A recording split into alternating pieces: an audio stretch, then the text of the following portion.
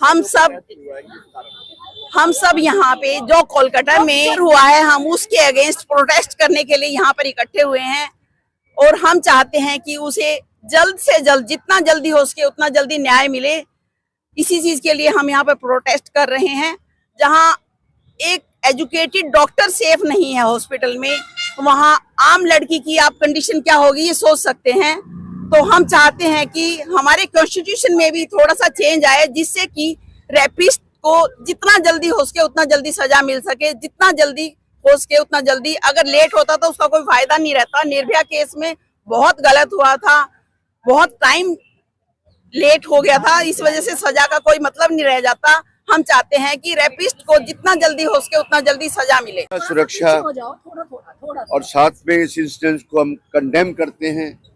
CBI की inquiry initiate हो रही है। मुलजमों को फांसी की सजा मिलनी चाहिए इस बात के लिए, और नारी शक्ति का हमेशा सम्मान होना चाहिए। इस तरह की इंसिडेंट्स के सारे समाज को उसको क्रिटिसाइज करना चाहिए। मैं दोनों हाथ खड़े करके नारी शक्ति का सम्मान करता हूँ और उस इनकी डिमांड के अंदर मैं अपने आप को सम्मिलित करता हूँ। मैं स्वाति बंसल, जीनिया क्लब की प्रेसिडेंट। मैं शिखा, जीनिया क्लब से। हम लोग ये चाहते हैं कि जो ये हमारे साथ सामने ये इंसिडेंट आया है, इसमें हमारे लॉ में इस तरीके के एडिशन हो कि जो करने से पहले 100 बार सोचे। इस बार जो मोदी सरकार जैसी है, मोदी सरकार आई है, मेरी उनसे एक ही गुहार है कि इस बार जो आए हैं रेपिस्ट के लिए जो इमीडिएट एक्शन की जरूरत है वो हमें चाहिए। विद इन 1 डे उनको सजा मिलनी चाहिए। अभी जो आवाज उठाया, एक और इंसिडेंट सामने आया है कि जिन्होंने आवाज उठाई, जो कैंडल मार्च कर रहे थे, एक लड़की को उसमें भी बुरी तरह से फेंक दिया है। लेकिन ये चीज यहाँ पे हमारे इंडिया में क्यों बर्दाश्त की जा रही है? ये चीज ऐसा लॉ आना चाहिए, ऐसे एडिशंस उसमें होने चाहिए कि करने वाले 100 बार सोचे। उनको इस तरीके से कड़ी सजा मिलनी चाहिए कि हमारी सरकार से वो थर थर कांपे। हमें निर्भया केस जैसा इतना इंतजार हम नहीं कर पाएंगे। इस बार हमें इमीडिएट एक्शन चाहिए। हम यहाँ सब एकत्रित सिर्फ इसलिए हुए हैं कि हमें सिर्फ और सिर्फ जस्टिस चाहिए, आवाज पहुंचे, हमारी आवाज सच्चे। मेरा नाम दीपा है, दीपा बख्शी। मैं ये कहना चाहती हूँ कि आजादी के 78 साल बाद भी हम औरत आजाद नहीं है।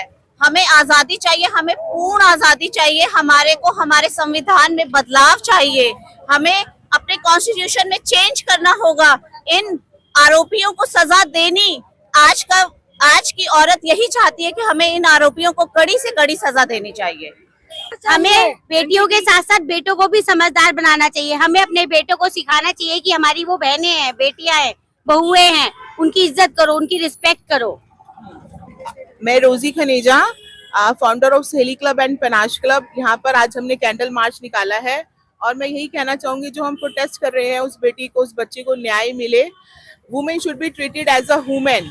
बस एक यही प्रार्थना है सबसे कि वुमेन को वो अधिकार मिले। It is justice denied in country like India. हम लोग को एक्शन लेना चाहिए, स्ट्रिक्ट एक्शन लेना चाहिए। सीएम ममता बनर्जी है, she is a woman.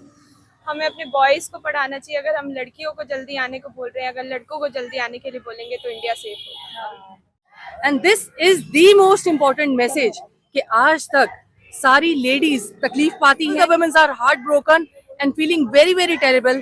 This is high time that men also should get up and take in responsibility for this. Men need to take responsibility.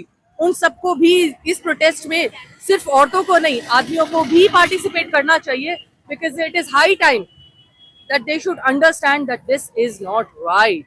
Then they are clearly supporting it. So men, please get up. You need to be a part of this protest and you need to raise your voice. At least real men need to raise their voices against rape.